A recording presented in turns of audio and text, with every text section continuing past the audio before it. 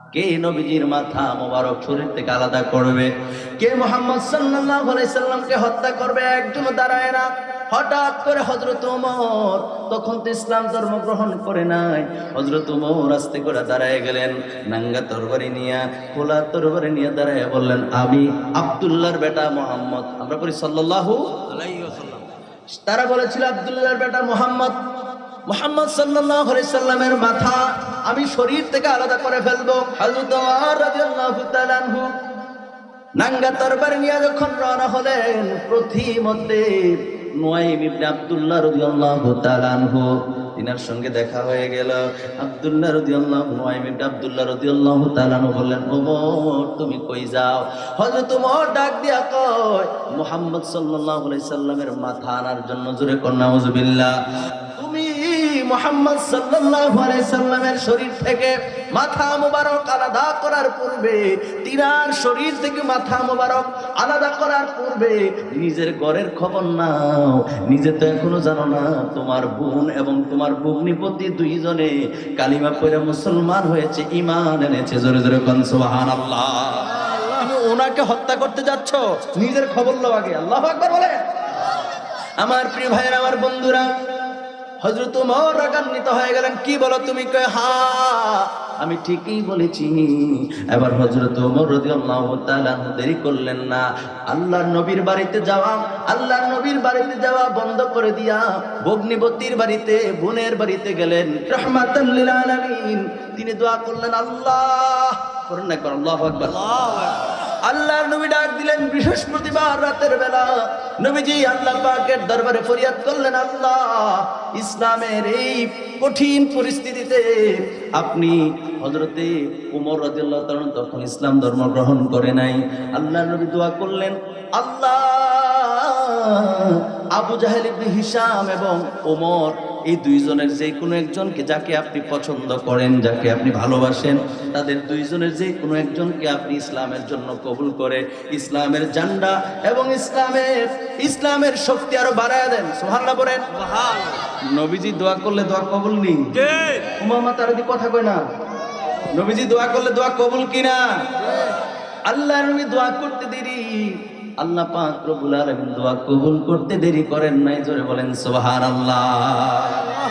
এবার আসেন আমার ভাইয়েরা, আমার বন্ধুরা, হযরত ওমর ফারুক রাদিয়াল্লাহু তাআলা খুব মনোযোগ দিবেন, এটার মধ্যে অনেক শিক্ষা আমাদের রয়েছে। সেজন্য আমি আপনাদের সামনে তুলে ধরছি। ভাইজান চালু হয় নাই? হ্যালো, চালু হয়েছে না? আমার লাইভ কিন্তু দেশে এবং দেশের বাইরে অনেক মানুষ শুনে। আলহামদুলিল্লাহ কইতেন না? আপনাদের আলোচনা কিন্তু সেই বাড়ানি থাকবে না, এটা অনেক অনেক মানুষ শুনবে। আলহামদুলিল্লাহ কইতেন না? আমার প্রিয় ভাইয়ের, আমার বন্ধুরা, খুব মনোযোগ দেন। আল্লাহর নবী যখন এদিকে তাকান, ইসলামের দাওয়াত যখন দেওয়া শুরু করলেন, তখন চতুর্দিক থেকে মানুষ যখন ইসলাম ধর্ম গ্রহণ করা শুরু করলো, তখন কাফের বেঈমান মুশরিকদের মাথা নষ্ট হয়ে গেছে। খুব মনোযোগ দেন। কাফের বেঈমান মুশরিকদের মাথা কি হয়ে গেছে? নষ্ট। সবাই একত্রিত হয়েছে। সবাই একত্রিত হয়ে সিদ্ধান্ত নিল মুহাম্মদ সাল্লাল্লাহু আলাইহি সাল্লামের মাথা মোবারক শরীর থেকে আলাদা করে দেবে। নাউজুবিল্লাহ বলেন না? মানে নবী মুহাম্মদ সাল্লাল্লাহু আলাইহি সাল্লামকে হত্যা করবে। নাউজুবিল্লাহ করেন। এই সিদ্ধান্ত নিছে কাফেররা। কারা নিছে? কাফেররা। এই সিদ্ধান্ত নিছে মুহাম্মদ সাল্লাল্লাহু আলাইহি সাল্লামকে কতল করা হবে, হত্যা করা হবে। সিদ্ধান্ত অটল, কিন্তু একজন সাহস করে দাঁড়ায় না। কে নবীজির মাথা মোবারক শরীর থেকে আলাদা করবে? কে মুহাম্মদ সাল্লাল্লাহু আলাইহি সাল্লামকে হত্যা করবে? একজন দাঁড়ায় না। হঠাৎ করে হযরত ওমর, তখন তো ইসলাম ধর্ম গ্রহণ করে নাই, হযরত ওমর আস্তে করে দাঁড়ায় গেলেন, নাঙ্গা তরবারি নিয়ে, খোলা তরবারি নিয়ে দাঁড়ায় বললেন, আমি আব্দুল্লাহর বেটা মুহাম্মদ। আমরা পড়ি সাল্লাল্লাহু আলাইহি ওয়াসাল্লাম। তারা বলেছিল আব্দুল্লাহর বেটা মুহাম্মদ সাল্লাল্লাহু আলাইহি সাল্লামের মাথা আমি শরীর থেকে আলাদা করে ফেলবো। রাগ আছিল হযরত ওমর রাদিয়াল্লাহু তাআলার শরীরে, অনেক শক্তি ছিল। কথা বুঝাইতে পারছি? সবাই ভয় পাইতো হযরত ওমরকে। সুবহানাল্লাহ বলেন না? ইসলাম ধর্ম গ্রহণ করার পূর্বেও তাকে খুব কাফেররা খুব সাহসী, তাদের পক্ষের একজন লোক, তারা ওইরকম ভাবে তারা মানতো। কথা বুঝাইতে পারছি? হযরত ওমর যখন দাঁড়ায় গেছে, এবার কাফেররা খুশি হয়ে গেছে। নিশ্চিত আব্দুল্লাহর বেটা মুহাম্মদের গর্দান আলাদা হয়ে যাবে। নাউজুবিল্লাহ পড়েন। হযরত ওমর রাদিয়াল্লাহু তাআলা আনহু নাঙ্গা তরবারি নিয়ে যখন রওনা হলেন, প্রতিমধ্যে নুয়াইম ইবনে আব্দুল্লাহ রাদিয়াল্লাহু তাআলা আনহু তিনার সঙ্গে দেখা হয়ে গেল। আব্দুল্লাহ রাদিয়াল্লাহু নুয়াইম ইবনে আব্দুল্লাহ রাদিয়াল্লাহু তাআলা আনহু বললেন, ওমর তুমি কই যাও? হযরত ওমর ডাক দিয়া কয়, মুহাম্মদ সাল্লাল্লাহু আলাইহি সাল্লামের মাথা আনার জন্য। জোরে কোন নাউজুবিল্লাহ। ওই সাহাবী ডাক দিয়া কয়, ওমর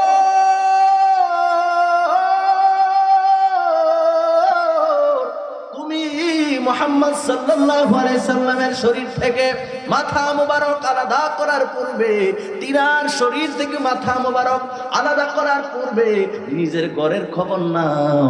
নিজে তো এখনো জানো না তোমার বোন এবং তোমার ভগ্নিপতি দুইজনে কালিমা পড়ে মুসলমান হয়েছে, ঈমান এনেছে। জোরে জোরে কোন সুবহানাল্লাহ। তুমি ওনাকে হত্যা করতে যাচ্ছ, নিজের খবর লও আগে। আল্লাহু আকবার বলে।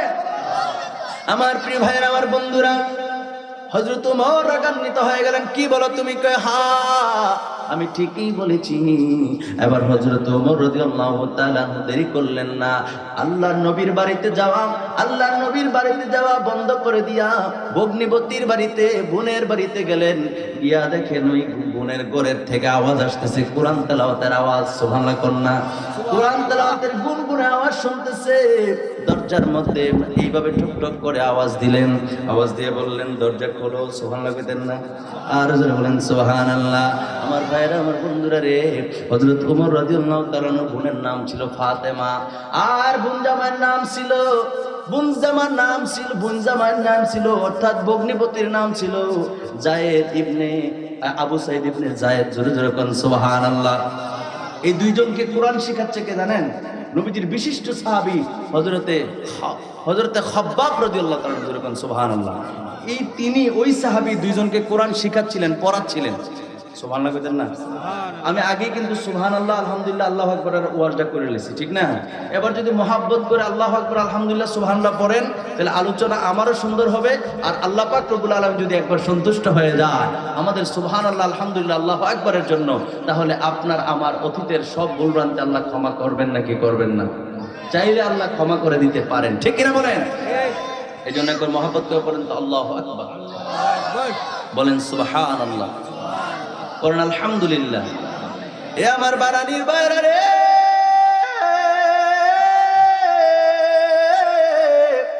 আল্লাহ নবীর কাছে যাওয়ার পূর্বে হযরত ওমর নিজের বোনের ঘরে গেলেন। গিয়া যখন দরজার মধ্যে নাড়া দিলেন, দরজায় আওয়াজ করলেন, দরজা খুলে বোন দেখলো তার ভাই চোখগুলি লাল লাল হয়ে আছে, চোখ যেন কেমন যেন লাল হয়ে আছে, হাতের মধ্যে তরবারি। আল্লাহর নবীর বাড়িতে যাওয়ার পূর্বে এই হযরত ওমর বোনের বাড়িতে গিয়া কয়, কি ব্যাপার, কি যেন একটা আওয়াজ শুনলাম। বোন এটা একটু পাশ কাটাইয়া যাইতে চাইছিল, কয় না কিসের আওয়াজ, কিন্তু ভগ্নিপতি কয়, না না না, তুমি যে আওয়াজ শুনেছ, হ্যাঁ একটা আওয়াজ হয়েছে, সেটা হলো আল্লাহর কালামের আওয়াজ। জোরে জোরে কোন সুবহানাল্লাহ, আর জোরে বলেন সুবহানাল্লাহ। ও আমার বারানির বাইরা রে, আল্লাহর নবীর কাছে যাওয়ার পূর্বে হযরত ওমর যখন জিজ্ঞেস করলো, ওমরের ভগ্নিপতি সত্য কথা বলে দিল। হ্যাঁ, ওমর জিজ্ঞেস করলো, তোমরা নাকি কালিমা পড়েছো, বাপ দাদার দরবের মধ্যে সুনকালি লাগাইছো, সুনকালি মাখছো? তারা বলল, হ্যাঁ, আপনি যাহা শুনেছেন সত্য। বলতে দেরি রে, আল্লাহর নবীর ওই সাহাবী হযরতে ওমর, তখন তো সাহাবী হয় নাই, হযরতে ওমর ভগ্নিপতির দাড়ির মধ্যে দিয়ে একটা টান দিয়ে জমিনের মধ্যে ফালাইয়া কিল ঘুষি লাথি যা পারছে ইচ্ছা মতো মার দিল। আল্লাহু আকবার বলেন। এখানে একটা প্রশ্ন হলো, তিনারা তো চাইলে একটা কাজ করতে পারতো, বলতে পারতো জানের বয়ে বা মাইরের বয়ে বলতে পারতো, না না না পরেরটা পরে দেখা যাক, না ইসলাম ধর্ম গ্রহণ করি নাই, কালিমা পড়ি নাই, এটা বলতে পারতো না? এই মুসলমান বলতে পারতো কিনা? আমাদের জন্য কি শিক্ষা? শুধু ঘটনা বললে তো হবে না, এই জায়গার মধ্যে শিক্ষা গ্রহণ করতে হবে। যদি জানও চলে যায়, মিথ্যার আশ্রয় নেওয়া যাবে কথা কেন, সত্য বলতে হবে, ঠিক কিনা বলেন? নবীজির সাহাবীরা নিজের জীবন দিয়ে দিছে, তারপর মিথ্যা বলে নাই, ওয়াদা খেলাপ করে নাই, জবানকে হেফাজত করেছেন, কমল ভাষী ছিলেন। তিনাদের কথা শুনে, তিনাদের ব্যবহার দেখে অনেক কাফের বেঈমান মুশরিকেরা কালিমা পড়ে মুসলমান হয়ে গেছে, কথা বলেন ঠিক কিনা? আর আমরা মুসলমান সকালে ঘুম থেকে উঠে শুরু হয় মিথ্যা দিয়ে, কথা কয় না, ঠিক কিনা বলে? সকালে ঘুম থেকে উঠেই শুরু হয় মিথ্যা দিয়া। বন্ধু জিগায়, বন্ধু আগামীকালকে সকাল 8টা বাজে চলো না বাজারে যাব, ব্রাহ্মণপাড়া যাব। ওকে, সমস্যা নাই। কারণ সকালবেলা যখন ফোন দিছে, ফোন বাজতেছে, তাই খবর নাই 8:30 বাজে গেছে। হে দোস্ত তাই এসেছে ব্রাহ্মণপাড়া, কথা বুঝেন নাই? এরপর আটকা যখন কানের মধ্যে আওয়াজ বাজছে, বন্ধু লাভ দিয়ে উঠে, হ্যাঁ দোস্ত দোস্ত আমি আইলেছি ব্রাহ্মণপাড়ার কাছাকাছি। আসলে কি কথা সত্য না মিথ্যা? কথা কেন আওয়াজ ছোট হয়ে গেছে। কথা কি সত্য কইছে না মিথ্যা কইছে? শুরু ঘুম থেকে উঠতেই সে মিথ্যা দিয়ে শুরু করছে। অথচ একটাবার চিন্তা করে না, মিথ্যা বলা মহাপাপ। কেমন মিথ্যা? যেই মিথ্যা কথা একটা মানুষ যখন আত্মহত্যা করে, ফাঁসি দিয়ে মরে কিংবা বিষ খেয়ে মরে, এই বিষ খেয়ে মরা, ফাঁসি দিয়ে আত্মহত্যা করা, এটাও মহাপাপ, কবিরা গুনাহ। এটা যেরকম কবিরা গুনাহ, একটা মিথ্যা কথা বলা, দুইটা পাপের দিক দিয়ে সমান। কিন্তু আত্মহত্যা করার কারণে ব্যক্তিরা জাহান্নামী, মিথ্যা কথা বলার পরে আপনি এখনো জাহান্নামী না। পার্থক্য হলো আপনি মিথ্যা বলেছেন কিন্তু জীবিত আছেন। চাইলে সকালে মিথ্যা বলেছেন, রাতের বেলা, দুপুরের বেলা ঈশা কিংবা রাতের বেলা ভুল বুঝতে পারছেন, আল্লাহ আর জীবনে মিথ্যা কথা কইতাম না, তওবা করার সুযোগ আছে। কিন্তু আত্মহত্যা যে করেছে তার গুনাহটা লইয়া সে মারা গেছে, কবিরা গুনাহের সাথে তার ইন্তেকাল হয়েছে, এই জন্য সে হলো জাহান্নামী। কথা কোন ঠিক কিনা? অথচ গুনাহের দিক দিয়ে দুইটাই কি সমান? কর না, দুইটাই কি সমান? বুঝতেছেন? এত সহজে মিথ্যা কথা বলে ফেললা। আমার ভাইয়ের, আমার বন্ধুরা, হাদিস শরীফের মধ্যে এসেছে, মেশকাত শরীফের 16 পৃষ্ঠার মধ্যে হাদিস খানা রয়েছে। আল্লাহর নবী দুজানের বাদশা নবী রাহমাতুল লিল আলামিন বলেন, আয়াতুল মুনাফিকি সালাসুন, মুনাফিকের আলামত হলো 3টা। কয়টা? আওয়াজ করে বলেন কয়টা? ঘটনা করলে অনেক জায়গায় খুব পছন্দ করে, কিন্তু যখন দলিলা দিলের সাথে আলোচনা হয় তখন আর তেমন একটা পছন্দ করে না। এরকম করলে কি হবে? কথা বলেন হবে? এই মুনাফিক আমাদের সমাজে নাই? আওয়াজ শুরু হয়ে গেছে, আমাদের সমাজে নাই? প্রত্যেকটা সমাজে, প্রত্যেকটা রন্ধ্রে রন্ধ্রে মুনাফিক এখন ভরপুর হয়ে গেছে। কথা বলেন ঠিক কিনা? সকালে বলে এক কথা, দুপুরে বলে আরেক কথা, রাত্রে আবার আরেক কথা। কথা কোন ঠিক কিনা? অথচ রাসূলুল্লাহ এখন থেকে প্রায় 1500 বছর আগে বলে দিয়েছেন, আয়াতুল মুনাফিকি সালাসুন, ইদা হাদ্দাসা কাযাবা ওয়া ইদা ওয়া'আদা আখলাফা ওয়া ইদা আতুমিনা খান। রাসূলুল্লাহ বলেছেন মুনাফিকের চিহ্ন হলো 3টা, মুনাফিকের আলামত হলো 3টা। এক নম্বরে হলো যখন সে কথা বলে মিথ্যা বলে, ওয়া ইদা ওয়া'আদা আখলাফা, যখন সে ওয়াদা করে ওয়াদা খেলাফ করে, ওয়া ইদা আতুমিনা খান, যখন তার কাছে আমানত রাখা হয় সে আমানতকে খেয়ানত করে। জোরে জোরে কর নাউজুবিল্লাহ। অথচ নবীজির সাহাবায়ে কেরামের আমানতদারি দেখে, নবীজির সাহাবায়ে কেরামের বিশ্বস্ততা দেখে, নবীজির সাহাবায়ে কেরামের ওয়াদা দেখে অনেক কাফের বেঈমান মুশরিকরাও ঈমান এনেছে। জোরে কোন সুবহানাল্লাহ। এই যে হযরত ওমর রাদিয়াল্লাহু তাআলার জীবনী থেকে আমি এদিকে চলে এসেছি। হযরত ওমর রাদিয়াল্লাহু তাআলা জীবনের মধ্যে ছোট্ট আরেকটা ওকে আছে, আমি আপনাদের সামনে তুলে ধরছি। ওই ঘটনাটা ওই জায়গার মধ্যে রয়েছে, একটু পরে বলবো। হযরত ওমর ফারুক রাদিয়াল্লাহু তাআলা যখন আমিরুল মুমিনিন ছিলেন, অর্ধ জাহানের খেলা, অর্ধ জাহানের আপনার কি ছিল, বাদশা ছিল, প্রেসিডেন্ট ছিলেন। তিনার সময় অনেক যুদ্ধ হয়েছে।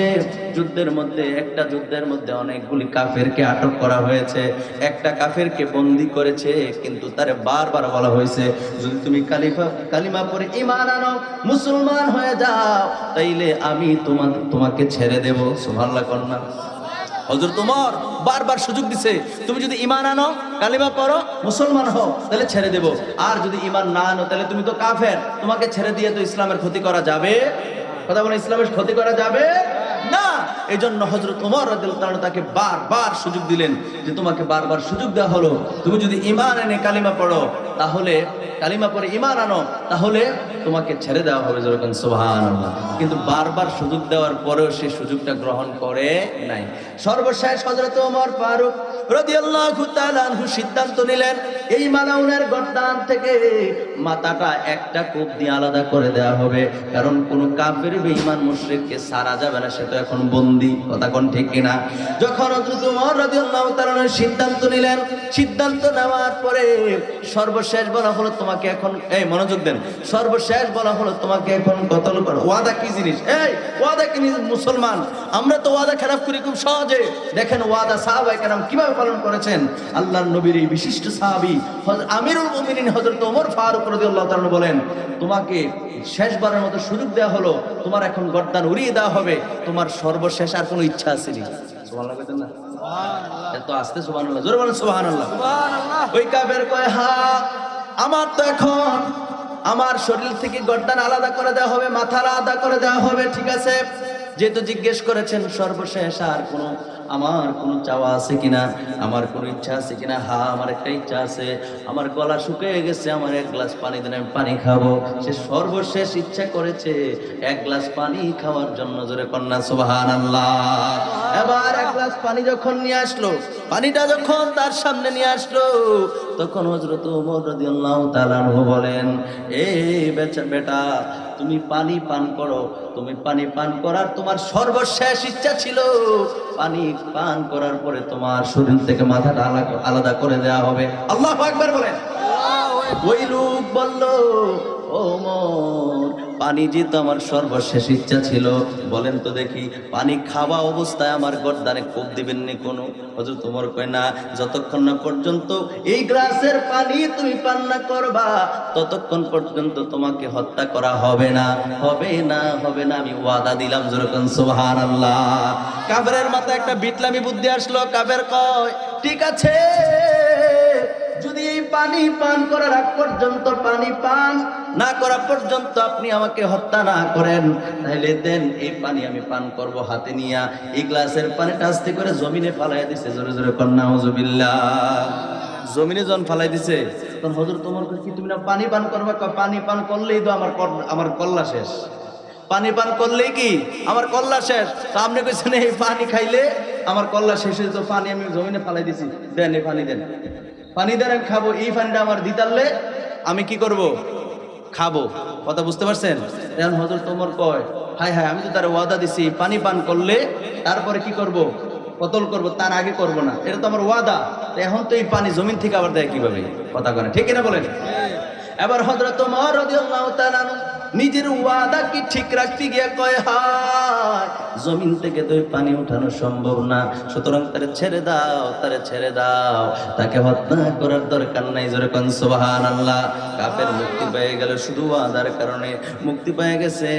বাড়িতে গেছে, একদিন, 2 দিন, 3 দিন খাবার খায়, খাবারের সময় হয় খাবার খাইতে পারে না, রাতের বেলা ঘুমাইতে পারে না, এক কাইত থেকে আরেক কাইতে যায়। আহারে, চোখ বন্ধ করলে শুধু একটাই কথা মনে হয়, হযরত ওমর এত রাগান্বিত অবস্থায় ছিল, নাঙ্গা তরবারি ছিল, এরপরও চাইলে তো আমার একটা কূপ দিয়া গর্দান থেকে, শরীর থেকে মাথাটা আলাদা করে দিতে পারতো, কিন্তু একটা ওয়াদা করার কারণে আমার ছেড়ে দিয়েছে। ওয়াদাটা কেমন ভাবে মূল্যায়ন করেছে, শুধু বারবার বারবার এই কথা মনে হয়। মুসলমান, এই জায়গার মধ্যে আমাদেরকে শিক্ষা নিতে হবে। বারবার ওই কাফেরের বাড়িতে যাওয়ার পরে, তার তো ছাইরেই দিছে, বাড়িতে যাওয়ার পরে তার ঘুম হয় না ঠিক মতো, তার খাওয়া দাওয়া ঠিক নাই, বারবার শুধু কথা ওইটাই মনে হয়। মুসলমান তাইলে সত্য, এই জন্যই মুসলমান ওয়াদা দিয়া ওয়াদা ঠিক রাখছে। পৃথিবীর অন্য কোনো মানুষ হইলে আমি পানি ফালানোর লগে লগে কূপ দিয়া লাইল। কথা কোন ঠিক কিনা? তোরে দিছি খাইতি, তোরে কিছু ফাঁকনামি করতি। কথা কোন না ঠিক কিনা? কিন্তু হযরত ওমর কয়, না, পানি যেহেতু আমি এই পানি খাওয়ার কথা বলেছিলাম, এটা যদি আমি দিতে পারতেছি না, ঠিক আছে, তাকে মুক্তি করে দাও। এই যন্ত্রণা, এই সৈতারণা তার ভিতরে আইসা পড়ছে, এই যন্ত্রণা চলে এসেছে, তার ঘুম হয় না, খাওয়া হয় না।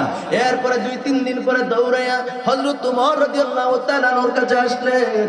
আসার পরে আয়েশা বলে, হযরত ওমর, ও আমিরুল মুমিনিন, দেরি করেন না, আমার পরে দেন কালিমা লা ইলাহা ইল্লাল্লাহু মুহাম্মাদুর রাসূলুল্লাহ সাল্লাল্লাহু আলাইহি ওয়াসাল্লাম। চিৎকার মেরে বলেন সুবহানাল্লাহ। হে আমার ইমানদার ভাইরা রে,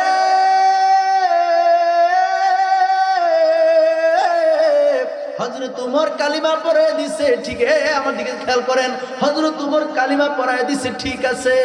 হযরত ওমর জিজ্ঞেস করে, কি ব্যাপার, তোমার তো আমি ছেড়েই দিলাম, তুমি তো মুক্ত হয়ে গেলা, আজাদ হয়ে গেলা, তারপরে বাড়িতে যাওয়ার পরে ফিরে এসে কেন কালিমা পড়লা? ওই ব্যক্তি ডাক দেয়া কয়, আমিরুল মুমিনিন, ফেসটা তো এই জায়গার মধ্যে লাগছে, আপনি চাইলে তো একটা, আপনার যে রাগ আমি দেখেছি চোখগুলো লাল হয়ে আছে, একটা খুবই তো আমার শরীর থেকে মাথাটা আলাদা করে দিতে পারতেন, কিন্তু আপনি ওয়াদা দিছেন পানি খাওয়ার আগে আমাকে হত্যা করবেন না। পানি আমি খাইতে পারি নাই, যার কারণে আপনার ওয়াদা রক্ষার্থে ছেড়ে দিয়েছেন। আমার মাথার ভিতরে বারবার একটা কথাই একটা চিন্তাই মাথার মধ্যে বারবার আসতেছে, সেটা হলো মুসলমান যদি সত্য না হয় তাহলে তার ওয়াদাটা এইভাবে পালন করতো না। হাতের মুঠে শত্রু থাকার পরেও শত্রুকে যে যারা ছেড়ে দেয় ওয়াদা রক্ষার্থে, এরা নিঃসন্দেহে সঠিক, এটার মধ্যে আর কোনো ভুল নাই, আর কোনো সন্দেহ নাই। যার কারণে আমি দৌড়ে আপনার কাছে এসে কালিমা পড়ে নিলাম। জোরে কোন সুবহানাল্লাহ, আর জোরে বলেন সুবহানাল্লাহ। এই হলো ওয়াদা। আমাদের ওয়াদা ঠিক থাকে না, সকালের ওয়াদা করলে রাত্রে পর্যন্ত ঠিক নেই, কথা কয় না ঠিক। রাত্রে ওয়াদা করলে সকালে ঘুমের তুটলে নাই, কথা কয় না ঠিক কিনা বলেন। অথচ রাসূল সাল্লাল্লাহু আলাইহি সাল্লাম বলেছেন মুনাফিকদের আলামতের মধ্যে রয়েছে যার ওয়াদা ঠিক নাই সে হলো মুনাফিক। সে কি মুনাফিক। আর সর্বশেষ যেটা বলেছেন যে ওয়াইজা তুমিনা খন, যে কোনো কিছু আমানত রাখলে মুনাফিক ওই আমানত কি করে, খেয়ানত করে। আমানতটা কি? এই এদিকে তাকান। আমানতটা হলো, আরে ফুরে দিয়েছে, মনে করেন এই জিনিসটাই, এইটাই আপনারে দিলাম, খুব মনোযোগ দেন। এই জিনিসটা আপনারে দিলাম, রাতের বেলা নিয়ে দিলাম কিংবা দিনের বেলা দিলাম, হুজুর ও হুজুর, হুজুরের বলে আমার হুজুর এটা আমি আপনারে দিলাম, এটা আপনার কাছে আপনি আমানত রাখেন। সুবহানাল্লাহ বলেন না? কারণ আমানত যে রাখতো দিছে, যখন আমি চাইবো 1 ঘন্টা পরে চাই, আর 1 মিনিট পরে চাই, আর 10 দিন পরে চাই, আর 1 বছর পরে চাই, জিনিস এইটাই যেই রকম দিছে এইরকম দিতে হবে। সুবহানাল্লাহ বলেন না? আর জোরে কইতেন না সুবহানাল্লাহ? আর আমরা কি এইভাবে রাখি? মানে আমরা কমার ফিরি যদি সুন্দর এই দেন গ্লাসটা রাখতে মানে কথা কয় না, আছে না নাই? এই যে আপনি গ্লাসটা রাখলেন, ব্যবহার হয়ে গেছে, আপনার আমানত খেয়ানত হয়ে গেছে। কথা বুঝাইতে পারছি? জাস্ট একটা উদাহরণ দিলাম। আপনার কাছে যদি এরকম একটা টাকার বান্ডেল, এই শুনেন, টাকার বান্ডেল একেবারে টাকার একটা প্যাকেটিং কইরা সুন্দর কইরা এভাবে ভাঁজ করে নিয়ে, কথাটা বুঝেন, ভাঁজ করে নিয়ে আপনার কাছে দেয়, এই ভাঁজে এইভাবে আপনার দিছে, আপনি এইভাবে আবার ফেরত দিতে হবে। সুবহানাল্লাহ কয় না? এটা হলো আমানত। এটা কি? এখন বলেন এই আমানতদারিতা আমাদের ভিতরে আছে? মানে আমার কাছে রাতের বেলা আকমল হুজুর বড় বিশ্বস্ত, বড় সঠিক মানুষ, এই জন্য রাতের বেলা 1 লাখ টাকার বান্ডেল নিয়ে হুজুরের কাছে দিলাম, হুজুর নেন, এটা আপনার কাছে রাখেন, আমি আমার সময় হলে আপনার থেকে নিয়ে নেব। রাতের বেলা দিছি, সকালবেলা সকালবেলা গিয়ে হুজুর ওই যে টিয়াটা দিছিলাম, হুজুরকে কুম্বালা, কথা কয় না ঠিক কিনা বলেন? আমরা হচ্ছে এই মুসলমান, এর লাগি তো আমরা দোয়া কাজে আসে না, কথা কয় না ঠিক কিনা বলেন? এই জন্য তো আমরা দুঃখ সুখ কি বলে আপনার দুঃখ আমাদের দুর্দশা যায় না, ঠিক কিনা বলেন? আমরা সঠিক ইসলাম থেকে দূরে সরে গেছি। মুসলমান কত কষ্ট করে ইসলামকে প্রতিষ্ঠা করেছে, রাসূলুল্লাহর সঙ্গে নবী যখন ডেকেছেন তখনই যুদ্ধের ময়দানে ঝাঁপিয়ে পড়েছে, 1 সেকেন্ড দ্বিধা করে নাই, ঘরে কে আছে কে নাই, খাবার আছে নাকি নাই, আমার স্ত্রী ছেলে মেয়ে পরিবার পরিজন মা বাবা কেমন করে বাঁচবে সেই চিন্তাও করে নাই। নবীর ডাক এসে যে যুদ্ধের ময়দানে যেতে হবে, সাথে সাথে ঝাঁপিয়ে পড়েছে, নিজের জীবনকে উৎসর্গ করেছে, কথা বলেন ঠিক কিনা? এইভাবে ইসলাম প্রতিষ্ঠা করেছে। আর আমরা এখন লাইসেন্স করা মুসলমান রেডিমেড পেয়ে গেছি। বাপ মুসলমান, মা মুসলমান, কালিমাও পড়া লাগবে না, কোনো যুদ্ধও দেওয়া লাগবে না, কথা বলেন ঠিক কিনা? জন্মগ্রহণ করছি বাপ মুসলমান, মা মুসলমান, আমিও জন্মগ্রহণ করার পর আস্তে আস্তে আমিও পরিচয় দিতেছি মুসলমান, কথা কন ঠিক কিনা? এই জন্য মর্ম বুঝি না, কথা কয় না ঠিক কিনা বলেন? এই জন্য প্রিয় ভাইরা আমার, বন্ধুরা আমার, আমাদের জন্য শিক্ষণীয় বিষয় এটাই। আলোচনা কিন্তু ওই জায়গার মধ্যে ছিল, কোন জায়গায়? হযরত ওমর রাদিয়াল্লাহু তাআলা যখন জিজ্ঞেস করলেন, তোমরা বলে আমার বাপ দাদার ধর্মের মধ্যে চুন কালিমাইরা কালিমা পরে মুসলমান হয়েছে আব্দুল্লাহর বেটা মুহাম্মদের কাছে, নাউজুবিল্লাহ বলেন। এইভাবে সে যখন বলেছে, তখন মুহাম্মদ সাল্লাল্লাহু আলাইহি সাল্লাম, আমরা তো সাল্লাল্লাহু আলাইহি সাল্লাম বলি, কাফেররা কি নবীজিকে সম্মান করে কথা বলতো? কথা বলতো? আজকের দিনেও যারা রাসূলুল্লাহর শান ও আজমতে কটাক্ষ করে, নবীজির শান ও আজমতকে নিয়ে ব্যঙ্গ করে, নবীজির শান মান মানুষের কাছে প্রকাশ করতে চায় না, বুঝতে হবে রাসূলুল্লাহর খাঁটি উম্মত নবী প্রেমিকেরা কখনো নবীর শান মান নিয়ে কটূক্তি করতে পারে না, কথা বলেন ঠিক কিনা? আমার প্রিয় ভাইয়েরা, আমার বন্ধুরা, খুব মনোযোগ দিবেন। আল্লাহর নবীর এই সাহাবী যখন ওই ভগ্নিপতিকে বললেন, তুমি কি আমাদের বাপ দাদার ধর্মের মধ্যে সুন কালিমা মারছো? সে বলল এটা তো মিথ্যা ধর্ম ছিল, এজন্য এটা বাদ দিছি। বাদ দিয়া নবী মুহাম্মদ সাল্লাল্লাহু আলাইহি সাল্লামের কাছে গিয়া কালিমা পড়ে মুসলমান হয়ে গেছি। জোরে কোন সুবহানাল্লাহ। সত্য সত্য বলে দিছে। অথচ হযরত ওমর খুব রাগান্বিত ছিল। হযরত ওমর খুব রাগের সুরে বলেছিল, হাতে তরবারি, চোখগুলো লাল হয়ে আছে, এরপরও ভয় পাই নাই। জোরে কোন সুবহানাল্লাহ। তিনি এই ওমর, হযরত ওমর রাদিয়াল্লাহু তাআলা আনহু দাড়ির মধ্যে দইরা নিচে ফালাইয়ার ইল ঘুষি লাথি অনেকগুলি মায়ের মারলো। মারার পরে পুরা শরীর রক্তাক্ত হয়ে গেল। বন্ধুরা আসলো, আইসা বলে, ভাই ও ভাইজান, আপনি বুঝি আমাদের শরীরে আঘাত করতেছেন মুসলমান হওয়ার কারণে, কালিমা পড়ে ঈমান আনার কারণে। ভাইজান শুনে রাখেন, আপনি আমাদেরকে যে মারতেছেন এটা এমন এক সত্য ধর্ম, আপনি মারতে মারতে যদি আমাদেরকে রক্তাক্ত করে ফেলেন, শরীর থেকে রক্ত বের হবে, কিন্তু আমাদের কল্প থেকে, অন্তর থেকে ঈমান বের করতে পারবেন না। জোরে বলেন সুবহানাল্লাহ। আর জোরে বলেন সুবহানাল্লাহ। ভগ্নিপতির সাথে সাথে বোনকেও মারতে মারতে যখন রক্তাক্ত করে ফেললো, বোন যখন বলল, ভাই মারতে মারতে রক্তাক্ত করতে পারবেন, রক্ত বের করতে পারবেন শরীর থেকে, কিন্তু ভিতর থেকে ঈমান বের করতে পারবেন না, এই কথা শোনা মাত্র হযরত ওমর রাদিয়াল্লাহু তাআলা আনহু কয়, হায় রে, যেই কালিমার জন্য আমার বোন এবং ভগ্নিপতি মায়ের খাইতে রাজি, রক্ত বেয়ে জমিনে পড়ছে, তার কোনো পরোয়া করছে না, এটা কেমন রে। এবার হযরত ওমরের রাগ একটু প্রশমিত হলো, একটু কমে গেল। সুবহানাল্লাহ কন্যা। হযরত ওমর কয়, তোমরা কি জানে পড়ছো? আমি ঘরের বাইরে থেকে শুনছিলাম, তোমরা কি যেন পড়েছো, কি যেন পাঠ করেছো? সুবহানাল্লাহ কন্যা। কয়, আমরা কোরআন পাঠ করেছি। তখন হযরত ওমর রাদিয়াল্লাহু তাআলা বললেন, ওইটা আমাকে দাও। তখন বোন বলল, না, এটা অপবিত্র মানুষ, এটা ধরতে পারে না, পবিত্র হতে হবে আগে, তারপরে কোরআন পড়তে হবে। যেরকম সুবহানাল্লাহ। অনেক চেষ্টার পরেও বোন কোরআন দিল না। আগে তো কোরআন লেখা ছিল ওই যে গাছের বাকলে, কাঠে, পাথরে, বিভিন্ন জায়গায়, কথা বলছেন, ওইভাবে যতটুকু ছিল ওইটা সে চেষ্টা করলো এটা পড়ার জন্য। তো পড়ার জন্য চেষ্টা করার পরে বোন এটা পড়তে দিল না, পড়াইলো না। জোরে কন্যা সুবহানাল্লাহ। আমার প্রিয় ভাইরা, আমার বন্ধুরা, হযরত ওমরকে গোসল করাইয়া পবিত্র করাইলা। যখন পবিত্র করানো হলো, পবিত্র হয়ে হযরত ওমরের সামনে ওই যে বোন এবং ভগ্নিপতিকে কোরআন শিখেছে কে? হযরতে খাব্বাব, মনে আছে নি? নবীজির বিশিষ্ট সাহাবী হযরতে খাব্বাব রাদিয়াল্লাহু তাআলা আনহু, তিনি কোরআন পড়াইছে। সুবহানাল্লাহ কইতেন না? তো হযরত ওমরের আওয়াজ শুনে সে কিন্তু পলাই গেছে, ঘরের ভিতরে এক কোণার মধ্যে লুকে আছে, কারণ যে কোরআন শিখাইতেছে ওর বোনের লোকে কি হেও মাইর খাইব নাকি? সুবহানাল্লাহ কন্যা। আর জোরে কন্যা সুবহানাল্লাহ।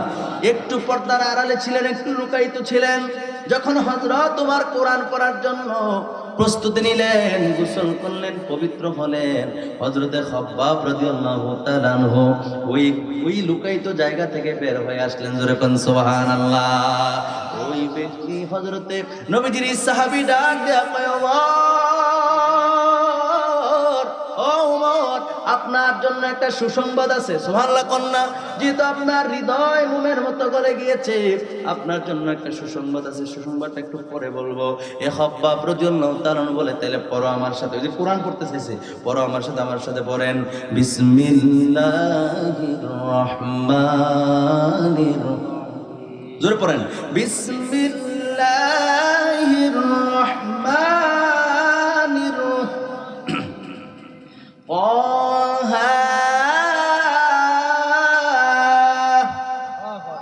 আল্লাহু আকবার কইতেন না? মা আনজালনা আলাইকাল কুরআনা লিতাশকা ইল্লা তাযকিরাতান লিমান ইয়াখশা তানজিলাম মিম্মান খালাকাল আরদা ওয়াস-সামাওয়াতিল উলা। এইভাবে পড়তে পড়তে এরপরে এটা হলো 4 নম্বর আয়াত, 5 নম্বর আয়াত হলো এই সূরাটা হলো সূরা তাহার আয়াত নাম্বার। আয়াত যখন ধীরে ধীরে পড়তে লাগলেন, পড়তে পড়তে এটা আমি যেটুকু পড়ছি এটা হলো 4 নম্বর আয়াত। 5 নম্বর আয়াত হলো আর রহমানু আলাল আরশি ইস্তাওয়া। জোরে কোন সুবহানাল্লাহ। লাহু মা ফিস সামাওয়াতি ওয়া মা ফিল আরদি ওয়া মা বাইনাহুমা ওয়া মা বাইনাহুমা ওয়া মা তাহতাত তারা। চিৎকার মেরে বলেন সুবহানাল্লাহ।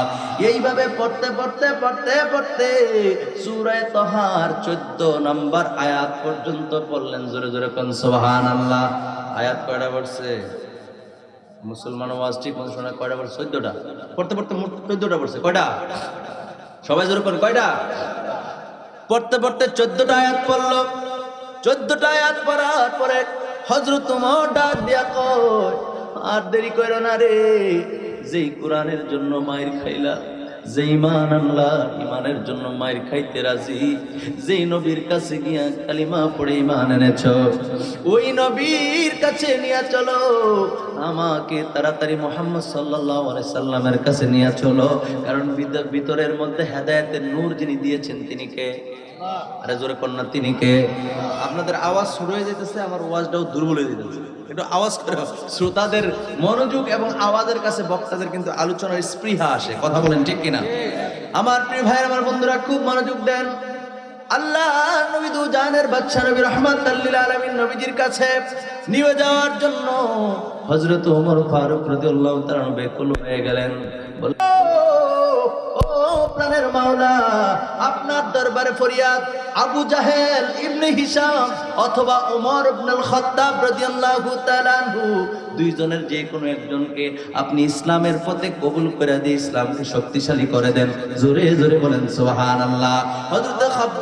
হযরতে খাব্বাব রাদিয়াল্লাহু তাআলা বলেন, ও আমির, ও ওমর, আল্লাহ পাক রব্বুল আলামিনের দরবারে নবীজি গতকাল রাতের বেলা দোয়া করেছিলেন, যেহেতু তুমি নবীর কাছে যাওয়ার জন্য বেকুল হয়ে গেছো, আমার বিশ্বাস আমার আল্লাহ পাক রব্বুল আলামিন তোমাকে দিনের জন্য কবুল করে নিয়েছে। জোরে কোন সুবহানাল্লাহ।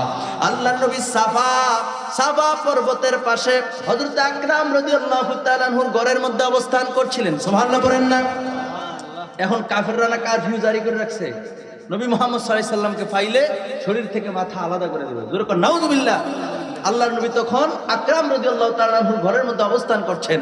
তখন হযরত ওমর রাদিয়াল্লাহু তাআলা আনহু এবং তিনার বোন ফাতেমা, তিনার ভগ্নিপতি কে নিয়া এবং ওই হযরতে খাব্বাব রাদিয়াল্লাহু তাআলা, এই চারজনকে নিয়া ওই হযরত আকরাম রাদিয়াল্লাহু তাআলার ঘরে চলে গেলেন। জোরে বলেন সুবহানাল্লাহ। ওই জায়গায় গিয়ে দেখলেন ওই জায়গার মধ্যে দরজার বাহিরে কয়েকজন সাহাবী আপনার পাহারা দিতেছে। সুবহানাল্লাহ বলেন না? দরজার বাহিরে ডিউটি পালন করতেছে।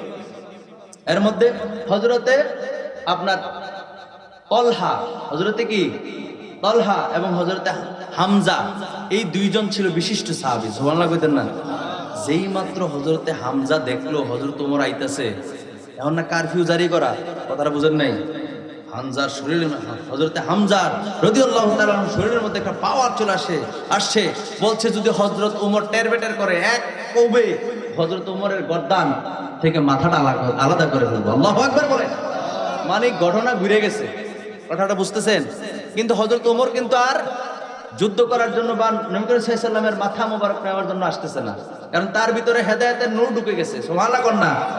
কিন্তু ইমানি পাওয়ার জজবা, নবীজির প্রতি প্রেম ভালোবাসা কেমন ছিল রে বন্ধু?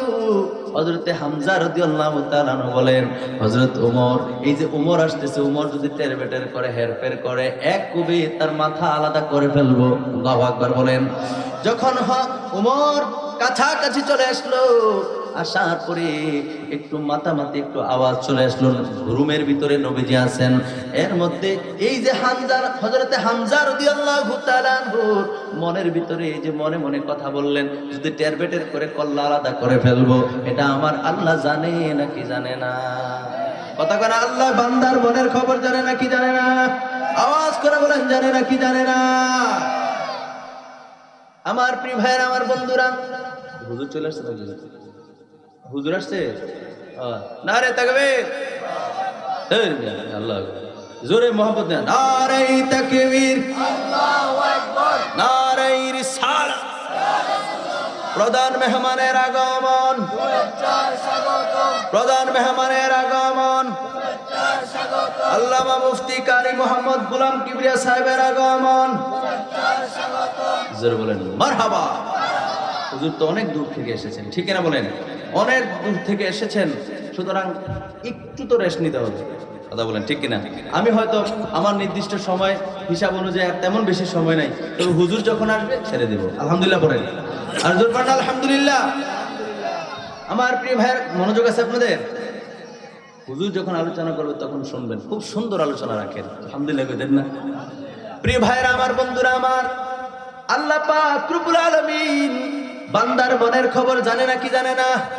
বান্দার মনের খবর জানে। আল্লাহ পাক রব্বুল আলামিন কয় জিবরাইল, ও জিবরাইল তুমি কই? হযরত জিবরাইল আমিন কয় আল্লাহ আমি আমার দফতরে। আল্লাহ কয় জিবরাইল যাও যাও যাও, তুমি তোমার দফতরে থাকলে হবে না, আমার বন্ধু নবীর কাছে চলে যাও, গিয়া বলো হযরত ওমরকে আমি আল্লাহ পাক রব্বুল আলামিন কবুল করে নিয়েছি। জোরে জোরে বলেন সুবহানাল্লাহ। নবীর দরবারে জিবরাইল আমিন আসলেন। ওই যে হযরত আরকাম রাদিয়াল্লাহু তাআলা আনহু ঘরের মধ্যে জিবরাইল আমিন প্রবেশ করলেন, আল্লাহর পক্ষ থেকে নবীর কাছে ওহী চলে আসলো। নবীর দরবারে এসে নবীজিকে সালাম দিত, জোরে কন্না সুবহানাল্লাহ। আসুন আমরাও নবীজির একটু সালাম দিয়ে বলেন আসসালাতু আসসালামু আলাইকা ইয়া রাসূলুল্লাহ। বলেন না বলেন না, আসসালাতু আসসালামু আলাইকা ইয়া হাবিবাল্লাহ, আসসালাতু আসসালামু আলাইকা ইয়া শাফিআল মুযনিবিন, আসসালাতু ওয়াসসালামু আলাইকা ইয়া সাইয়্যিদি ইয়া রাহমাতাল লিল আলামিন। একটা জবান বন্ধ রাখবেন না, চিৎকার মেরে বলেন সুবহানাল্লাহ। নবীর দরবারে এসে জিবরাইল আমিন সংবাদ দিয়ে দিল আল্লাহ পাক রব্বুল আলামিন ওমরকে কবুল করে নিয়েছে। জোরে জোরে বলেন সুবহানাল্লাহ। আল্লাহর নবী আস্তে করে দরজায় গিয়া কয় এ হামজা, ও আমার সফর সঙ্গী, ও আমার সাথী হামজা, ও আমার তালহা, ওমরকে ছেড়ে দাও ছেড়ে দাও, আমি নবীর কাছে আসুক। জোরে বলেন সুবহানাল্লাহ। ইয়া রাসূলুল্লাহ, হাতে তো রাঙ্গা তরবারি, তরবারি তো হাতে। আল্লাহর নবী কয় সমস্যা নাই, ভিতরে আসতে দাও। সুবহানাল্লাহ বলেন। নবীর কাছে যখন আসলেন, আসার পরে হযরত ওমর আল্লাহর নবীজির চেহারা মুবারকের দিকে তাকায়া ক্রন্দন করে দিলেন। তাকিয়ে আছেন, জোরে জোরে বলেন সুবহানাল্লাহ।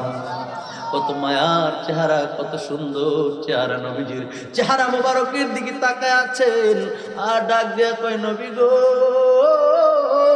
ও মায়ার নবী, দয়ার নবী, বাড়ি থেকে যখন রওনা হয়েছি এই তরবারি হাতে নিয়েছি আপনার মাথা আলাদা করে ফেলবো। ও নবী, আমি তরবারি রেখে দিলাম, আমার মাথা আপনার কদমে দিয়া দিলাম, আমি মাথা নেব না, আমার মাথা আপনার কদমে দিয়া দিলাম, আপনি কবুল করে দেন আর আমারে পরে দেন কালিমা লা ইলাহা মুহাম্মাদুর রাসূলুল্লাহ সাল্লাল্লাহু আলাইহি ওয়া আলিহি ওয়াসাল্লাম। জোরে জোরে বলেন সুবহানাল্লাহ। একটু জোরে শুরু করেন আল্লাহুম্মা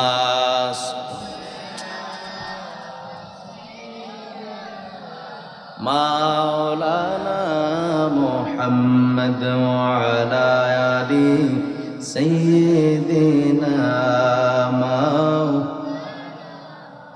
জয় যদি মোর তন জান,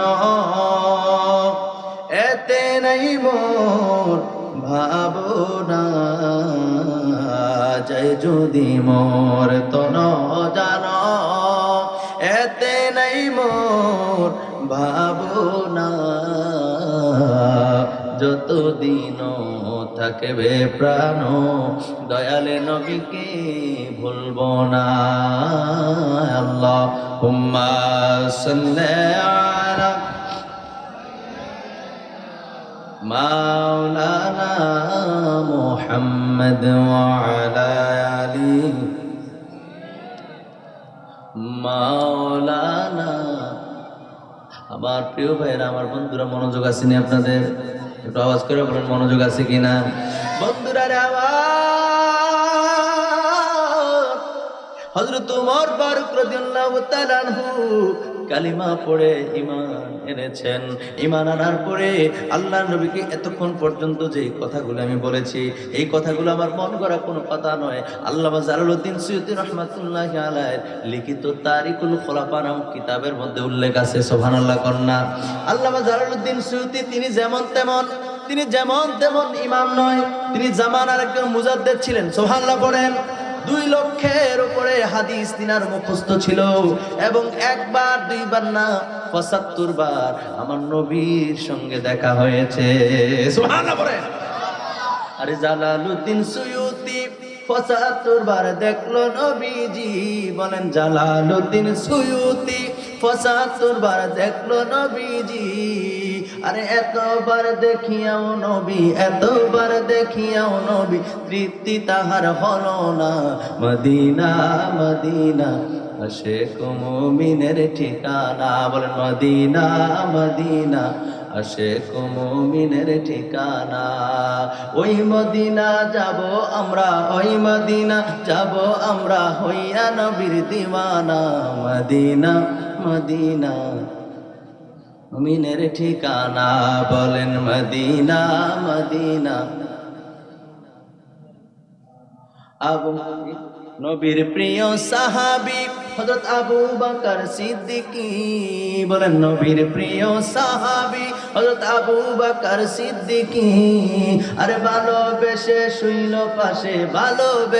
শুইল পাশে যাইয়া দেখো মদিনা মদিনা মদিনা আশিক মুমিনের ঠিকানা।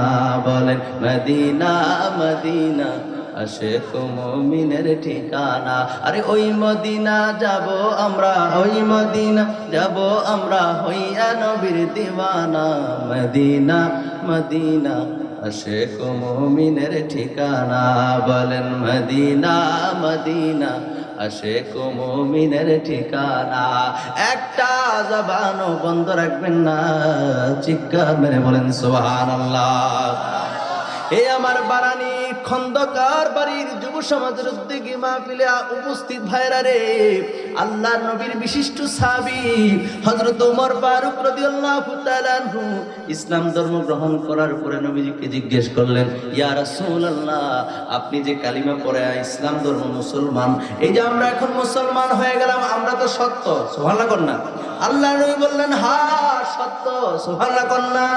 হযরত ওমর ডাক দিয়া কয়, তাহলে আর লুকোচুরি কোনো খেলা নাই, সুবহানাল্লাহ কন্যা। হযরত ওমর কয়, আর লুকোচুরি কোনো খেলা হবে না, ডাইরেক্ট ওপেন, সুবহানাল্লাহ কন।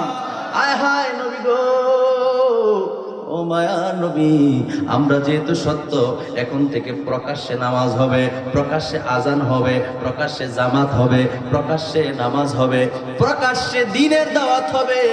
কেউ যদি এর বিরোধিতা করে, আমি হযরত ওমরের আমার তরবারি থেকে একজনও রেহাই পাবে না। জোরে জোরে কোন সুবহানাল্লাহ।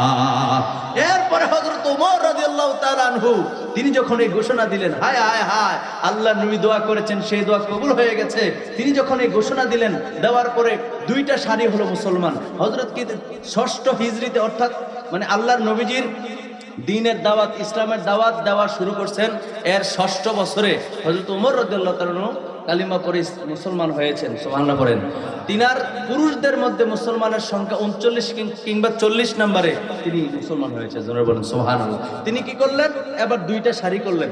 একটা সারির শুরুতে হযরত হামজা রাদিয়াল্লাহু তাআলা, জোরে বলেন সুবহানাল্লাহ। আরেকটা সারির শুরুতে, আরেকটা লাইনের শুরুতে হযরত ওমর ফারুক রাদিয়াল্লাহু তাআলা আনহু তিনি নিজেই লাইনের সামনে, সারির প্রথমে। এই 2জন সাহাবীর নেতৃত্বে আল্লাহর নবী সামনে ছিলেন। এই 2টা সারিতে আস্তে আস্তে করে ওই বাইতুল্লাহ শরীফ মসজিদে হারামের সামনে চলে গেছেন। ওই জায়গায় গিয়া প্রকাশ্যে নামাজ হয়েছে, প্রকাশ্যে ওখান থেকে সব কিছু শুরু হয়েছে। জোরে জোরে বলেন সুবহানাল্লাহ, আর জোরে বলেন সুবহানাল্লাহ। এই জন্য আল্লাহ নবী হযরত ওমর ফারুক রাদিয়াল্লাহু তাআলা কে ফারুক উপাধি দিয়েছে, ফারুক। জোরে বলেন সুবহানাল্লাহ। সত্য মিথ্যার পার্থক্যকারী, সুবহানাল্লাহ কইতেন না। সত্যকে তিনি হযরত ওমর এসে প্রকাশ্যে হযরত ওমরের কারণে প্রকাশ্যে আজান হয়েছে, নামাজ হয়েছে, দ্বীনের দাওয়াত প্রকাশ্যে এসেছে। জোরে জোরে বলেন সুবহানাল্লাহ, আর জোরে বলেন সুবহানাল্লাহ। আমরা সেই মুসলমান, কথা বলেন ঠিক কিনা? মুসলমান কখনো অসত্যের কাছে, মিথ্যার কাছে মাথা নত করে, কথা বলেন, মাথা নত করে। প্রিয় ভাইয়েরা আমার, বন্ধুরা আমার, তিনি এমন তাকওয়াবান ছিলেন, এমন আল্লাহ ভীতি তিনার অন্তরে ছিল। এই মুসলমান, কিতাবের মধ্যে এসেছে তিনি যেই রাস্তা দিয়ে হাঁটতো ওই রাস্তা দিয়ে শয়তানও হাঁটতো না, শয়তানও ভয় খাইতো। সুবহানাল্লাহ। হযরত ওমরকে ডিস্টার্ব করতো না শয়তান। দেয় না আমরা তো 5 ওয়াক্ত নামাজি, আরে যেই নামাজি হোক, কথা কত মনে হয়েছে কইলেই তোমরা কি ওইটা একদরে শরীফ পড়ি, আল্লাহুম্মা সাল্লি, কেডা দিছে এটা, মুহাম্মদ ওয়া আলা আলি সাইয়্যিদিনা মাওলানা। ওই যে হুজুর নাতে রাসূল গাইছে, এক ভাই বড় মহব্বত করে, হুজুর এই গজলটা আবার শুনতে চাই। মারহাবা কইতেন না? নবীর প্রেমিক, নবীর শান, নাতে রাসূল। নাতে রাসূল মানে এটা আরবি শব্দ। নাত শব্দের অর্থ হলো প্রশংসা। নাতে রাসূল, প্রশংসা কার? রাসূলের। যেরকম সুবহানাল্লাহ। আমরা সব সময় শুনি নাতে রাসূল করে, নাতে রাসূল করে। নাতে রাসূলের বাংলা কি? নবীর প্রশংসা। যেরকম সুবহানাল্লাহ।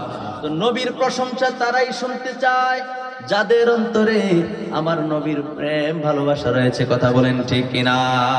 লা ঈমানা লিমান লা মুহাব্বাতা লাহু।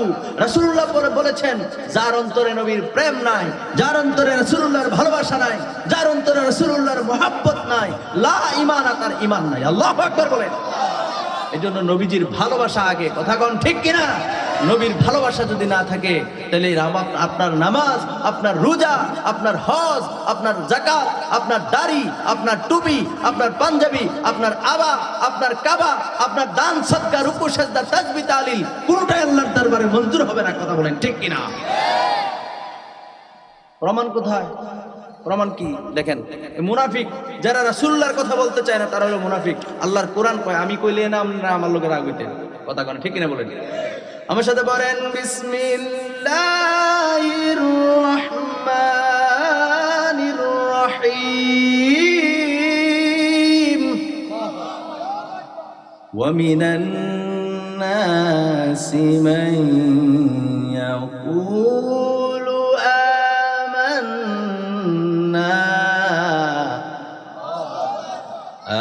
আমান্না বিল্লাহি ওয়া বিল ইয়াউমিল আখির ওয়া বিল ইয়াউমিল আখির ওয়া মা হুম বিমুমিনিন।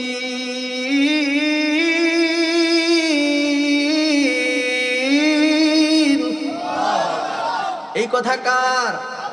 আল্লাহ পাক রব্বুল আলামিন সূরা বাকারার 8 নম্বর আয়াতে কারিমার মধ্যে আমার আল্লাহ পাক রব্বুল আলামিন বলেন, ওয়া মিনান নাস, এই মনোযোগ দেন, ওয়া মিনান নাস, ওয়া মিনান নাস মায়াকুল, মানুষের মধ্যে কিছু মানুষ আছে তারা বলে, আমান্না বিল্লাহ, আমরা ঈমান এনেছি আল্লাহর প্রতি। সুবহানাল্লাহ কইতেন না? কথাটা বুঝছেন? এই যে এটার থেকে কিন্তু বাকি ওয়ার্ডটা আমার এদিকে চলে আসছে। আমান্না বিল্লাহ, আমরা ঈমান এনেছি আল্লাহর উপরে। কথাটা কি খারাপ না ভালো? ভালো কথা না? আল্লাহর প্রতি ঈমান আনছে, এটা তো ভালো কথাই। কথা কোন ঠিক কিনা? এরপর আরেকটা কথা কইছে, আল্লাহ কয় মানুষের মধ্যে কিছু মানুষ আছে যারা বলে আমান্না বিল্লাহ, আমরা ঈমান এনেছি আল্লাহর উপরে। তারপরে ওয়া বিল ইয়াউমিল আখিরি, এবং আখিরাত মানে পরকালের প্রতি ঈমান আনছি, বিশ্বাস করি। জোরে কোন সুবহানাল্লাহ। পরকালের কথা কইলো, আল্লাহর কথা কইলো, কিন্তু যে নবীর কারণে আল্লাহর পরিচয় পাইলো। সুবহানাল্লাহ কন্যা, নবীর কথা কয় না, আমার আল্লাহ কয়, ওয়া মা হুম বিমুমিনিন। আল্লাহ কয় বেঈমান, কাফের।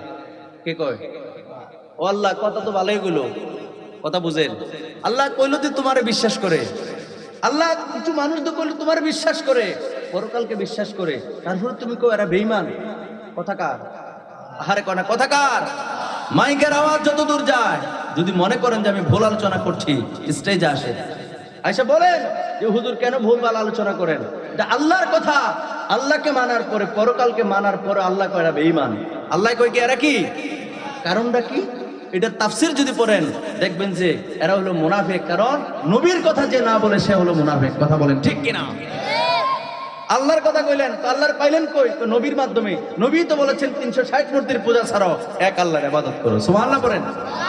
নবী কইলেন, আল্লাহর পরিচয় দিলেন নবী। নবীর কথা বাদ দিয়ে আল্লাহ তোমারে মানি, পরকালকে মানি, নবীরে বাদ দিছে। তা আমার আল্লাহ কার হলো বেঈমান। মূলত এরা মানে না। আল্লাহু আকবার বলেন। কারণ আল্লাহ বান্দার মনের খবর জানে না কি জানে না? কথা কয় না, জানে না কি জানে না? এই জন্য নবীরে যদি না মানেন, একটু আগে বলছি আপনার নামাজ, রোজা, রুকু, সাজদা, তাসবিহ, তাহলিল, আবা কাবা, জুব্বা, নফল ইবাদত, দাড়ি, টুপি, পাগড়ি যত কিছু আছে একটাও আল্লাহর দরবারে কবুল হবে না, হবে না, হবে না। প্রমাণ হলো এই আয়াত। নবীরে বাদ দিয়া কোনো ইবাদত আমার আল্লাহর দরবারে মঞ্জুর হবে না। আল্লাহু আকবার বলেন।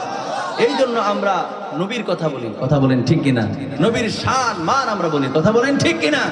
বলেন আমার জান মদিনা, আমার প্রাণ মদিনা, আমার জান মদিনা, না ভুলে যেতে চাইলেও ভোলা যায় না। বলেন ভুলে যেতে চাইলেও ভোলা যায় না। আমার জান মদিনা, আমার জান মদিনা, আমার প্রাণ মদিনা, ভুলে যেতে চাইলেও ভোলা যায় না। বলেন ভুলে যেতে চাইলেও ভোলা যায় না। মদিনার স্মৃতিগুলি ভাবি বারে বার, কবে আমি দেখা পাবো রোজা তোমার। আল্লাহু আকবার বলেন। যারা মক্কা মদিনায় গিয়েছেন, মক্কা মদিনা থেকে আসার পরে মনটা বড় বেজার হয়ে যায়। আরে কই গেছিলাম, এত সুন্দর জায়গা পালে কেমনে আইলাম। নবীর মদিনা যারা নবীর সঙ্গে প্রেমের ডুরি বাঁধছে, নবীর মদিনার কথা বারবার মনে হয়। আমি গুনাহগার, মক্কা মদিনায় যাওয়ার সুযোগ হয়েছে। আমি মক্কা মদিনায় গিয়েছি। যেদিন মদিনা থেকে আমি চলে আসি, ওই দিন আমি আমার কাফেলার সঙ্গ থেকে সর্বশেষ আমার সঙ্গে গিয়েছিল, আমি জিনার সঙ্গে গিয়েছিলাম। তিনি হলেন দরবারে বাড়িয়া শরীফের মুকাররম বাড়ি হুজুর। চিনেন মুকাররম বাড়ি হুজুরের আব্বা জানেন না? আলহামদুলিল্লাহ কইতেন না? ওনার সঙ্গে আমি মক্কা মদিনায় গিয়েছি। কথায় কথা চলে এসেছে, সেজন্য বলছে ভাই গো আপনি রাগ করেন নাই, গজলটা আমি পারি না। আমার ভাই ছোট ভাই গিয়েছে, এজন্য আমি অন্য একটা গজল গাইছি। রাগ হইছেন? আমার প্রিয় ভাইরা আমার খুব মনোযোগ দেন। কথায় কথা চলে এসে আমি হুজুরের সঙ্গে গিয়েছি। যেদিন মদিনা থেকে চলে আসব, গাড়ি রেডি, আর আধা ঘন্টা পরে বের হয়ে যাব। সবাই প্রস্তুতি নিয়েছে। আমি হুজুরের কাছে কইলাম, তিনি তো আওলাদ রাসূল নবীর বংশধর। আমি বললাম হুজুর, আর জীবনে মদিনায় আসতে পারি নাকি পারি না আমি জানি না।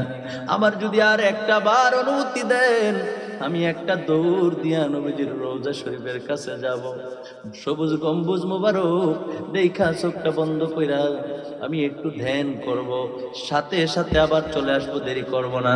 হুজুর বললেন সব মিলে আধা ঘন্টা সময় আছে, তোমার আমি 25 মিনিট সময় দিলাম, এর মধ্যে কিন্তু তুমি ফিরে আসতে হবে। আমার সঙ্গে সঙ্গে আমার পাশাপাশি আমার আরো 2 সাথী ভাই, একজনের বাড়ি চট্টগ্রাম আর একজনের বাড়ি হলো আমাদের নাইগড়। 2 জন আমার সঙ্গে, মোট 3 জন একটা দৌড় দিছি। রুমের থেকে বাইর হয়ে একটা দৌড় দিছি। আরে নবীর বাড়ি, নবী মদিনা। আরে মদিনা ছেড়ে তো চলে যায়, আর জীবনে আসার সময় সুযোগ হয় কিনা জানি না। দৌড়াই গেছি রে মুসলমান, আমি কেমন করে ব্যাখ্যা করব? নবীজির রওজার পাশে দাঁড়াইছি, কোন সময় যে সময়টা চলে যাচ্ছে আমি বলতে পারি না। আমার মন চায় রে, আমি আর বাংলাদেশে আমার মন চায় না যাওয়ার জন্য। আমার মন চায় নবীর রওজার পাশে থেকে যায়। আমার যখন সময় শেষ হয়ে যায়, আমি টাইমের দিকে তাকাই না, আমার বড় ভালো লাগছিল। আর বিনায়া বিনায়া নবীর কাছে হৃদয়ের কিছু কথা বলতে লাগলাম। নবী গো, ও মায়ার নবী, দয়ার নবী, যদি একটা বার দেখার সুযোগ আমার হয়ে যাইতো আপনাকে, আমার যা কিছু আছে সব কিছু চলে যাক, আমার কোনো দুঃখ নাই, আমার মনে কোনো কষ্ট থাকবে না, এরপরও যদি আপনারে আমি একটা নজরে দেখতাম, আমি বিনয় বিনয় কাঁদতেছি। সময় যখন শেষ পর্যায়ে ওই দুইটা ভাই আমার দুই হাতে ধরলো, ধইরা টাইনা আছে, আমি আমার মন চাই যেন থেকে যাই। আবার ওইটাও চিন্তা করতেছি, হারে আওলাদ রাসূলের মনে কষ্ট হয়ে যাবে, যে সময় দিছে ওই সময়ের মধ্যে যাইতে হবে। কিন্তু আমি সময়ের দিকে তাকাচ্ছিলাম না, কোন সময় সময়টা চলে যাচ্ছে। আমার বাসা থেকে ওইখানে যাইতে সময় লাগতো 7-8 মিনিট, কিন্তু একটা দৌড় দিয়ে গেছি তো অল্প সময়ের মধ্যে পৌঁছে গেছি। কিন্তু বাকি সময়টা কিভাবে যে চলে যাচ্ছে, নির্দিষ্ট সময় সবাই রেডি, আমি ওই জায়গা থেকে আসতে বড় কষ্ট হয়েছে। এক আশেক ওই সবুজ গম্বুজের দিকে তাকায় তাকায় কি বলছে জানেন? যতই দেখি রোজা শরীফ ততই ভালো লাগে। বলেন না, বলেন না, যতই দেখি রোজা শরীফ ততই ভালো। সবুজ গম্বুজ মোবারক কত যে সুন্দর লাগে। বলেন, সবুজ গম্বুজ মোবারক কত যে সুন্দর লাগে। যতই দেখি রোজা শরীফ ততই ভালো লাগে। বলেন না, বলেন না, যতই দেখি রোজা শরীফ ততই ভালো লাগে। সবুজ গম্বুজে নবীজি উম্মতি উম্মতি বলে কাঁদে। আল্লাহু আকবার বলে। আরে সবুজ গম্বুজের নিচে নবীজি উম্মতি উম্মতি বলে কাঁদে। যতই দেখি রোজা শরীফ ততই ভালো লাগে। বলেন না শেষবারের মতো, যতই দেখি রোজা শরীফ ততই ভালো লাগে। যারা মদিনায় যাইতে পারেন নাই, আমি মন থেকে দোয়া করি একবার যেন মক্কা মদিনায় যাওয়ার সুযোগ হয়ে যায়। মক্কা মদিনা, হারে সোনার মদিনা, সোনার মদিনা, আসলেই সোনার মদিনা। মদিনা শরীফের আবহাওয়াটাই যেন কেমন হৃদয় হৃদয় শান্ত হয়ে যায়, প্রশান্ত হয়ে যায়, হৃদয়ে খুব শান্তি মিলে। আলহামদুলিল্লাহ বলেন। মক্কা শরীফে তো আমরা যাই, মক্কা শরীফের কার্যক্রম শেষ করে মদিনা শরীফ যখন আসে যায়, তখন চোখের পানি গাল বেয়ে বেয়ে জমিনেও পড়ে যায়। কথা বলেন ঠিক কিনা? দুঃখের বিষয় কি জানেন? এখন একদল হুজুর বের হয়ে গেছে, যারা কয় হজের সাথে মদিনায় যাওয়ার কোনো সম্পর্ক নাই। আছে না নাই? কথা কোন আছে না নাই? আরে আমাদের এলাকায় নামে বেদে বলছি, দুলালপুরে আমি শুনেছি 3 ব্যক্তি মক্কাতে গিয়েছে, মদিনায় যায় নাই। কত বড় হতবাগা! মক্কায় গেছে কারণ হজ পালনের মধ্যে কিন্তু মদিনায় যাওয়ার কথা ফরজ না, ওয়াজিব না, সুন্নত না। সুবহানাল্লাহ কইতেন না? এটা রাখছে হলো প্রেমের সম্পর্ক। ইন্নাল ঈমান লা ইয়ারজু ইলাল মদিনাতি কামা তারজু ইলাল হায়াতি ইলা জুহরিয়া। যেরকম সুবহানাল্লাহ। একটা হাদিস শরীফ আছে, মুসলিম শরীফে হাদিসটা এসেছে, বুখারী শরীফে এসেছে। মুসলিম শরীফের 2য় খণ্ডে 84 পৃষ্ঠার মধ্যে হাদিসটা আছে। নবীজি কি বলছেন জানেন? আল্লাহর নবী বলেন, নিশ্চয়ই আমি নবীকে ভালোবাসার কারণে, আমি নবীর মহাব্বতে ইমানদারেরা আমার মদিনায় আসবে। যেরকম সুবহানাল্লাহ। ইমানদারেরা ইমানের কারণে, আমি নবীর ভালোবাসার কারণে মদিনা শরীফে আসবে।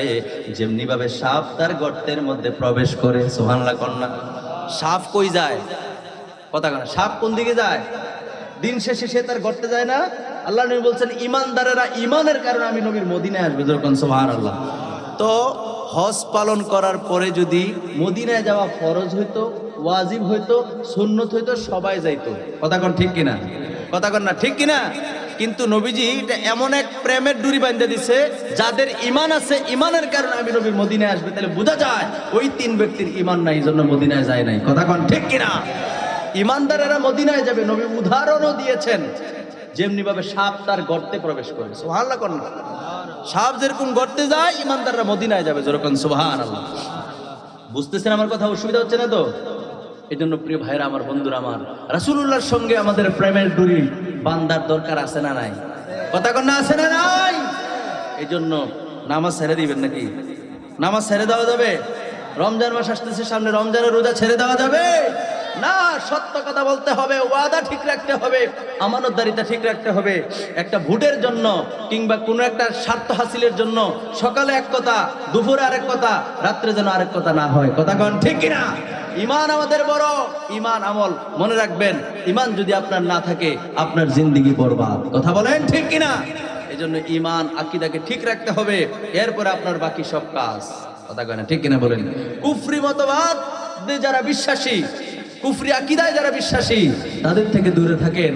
কারণ হলো আল্লাহর নবী, দুজাহানের বাদশা নবী, রাহমাতাল লিল আলামিন নবীর জন্য আমরা প্রিয় মাতৃভূমি বাংলাদেশকে আমরা ছাড়তে পারবো। কথা বলেন ঠিক কিনা? জোরে বলেন ঠিক কিনা?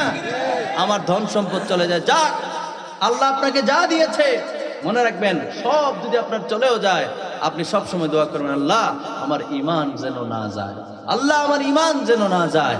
আমাদের জীবনে সবচাইতে মহামূল্যবান সম্পদের নাম কি?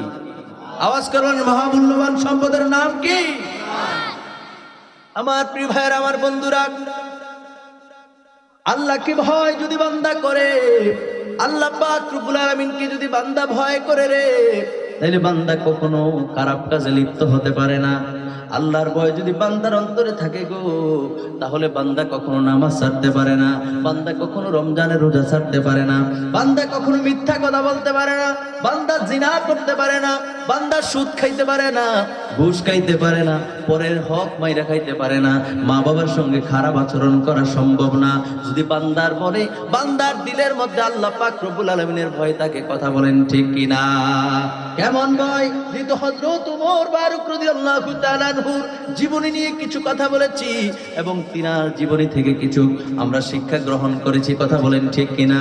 এই জন্য তিনার সর্বশেষ হুজুরাত সারা মুহূর্তে আমি আরেকটা ছোট্ট একটা ওকে আমি তুলে ধরতে চাই। হযরত ওমর ফারুক রাদিয়াল্লাহু তাআলা আনহু তিনি রাষ্ট্র কেমন ভাবে পরিচালনা করতেন, রাষ্ট্রের ছোট ছোট যারা, ছোট মানে অর্থাৎ গরিব মানুষ যারা আছে তাদের খবরও তিনি রাখতেন, যারা ধনী ছিল তাদের খবরও রাখতেন, অর্থাৎ এক কথায় সকলের খোঁজ খবর তিনি রাখতেন। জোরে জোরে কোন বড় নেতা? কথা কোন ঠিক কিনা? এরকম নেতা বলে দেও ফলাই যাওয়ান লাগে। কথা কোন ঠিক কিনা? সুতরাং এইরকম নেতার দরকার নেই। যেই নেতা হলো তার এলাকার মধ্যে 10 জন লোক থাকবে, 10 জন 10 মতের থাকবে, 10 জন 10 রকমের থাকবে, সবগুলো রাখলে রাখতে বসে। কথা কয় না ঠিক কিনা বলেন?